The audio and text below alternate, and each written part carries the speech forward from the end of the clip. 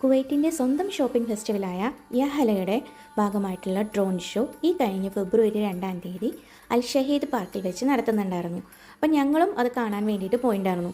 അതിൻ്റെ വിഷ്വൽസാണ് ഈ കാണുന്നത്.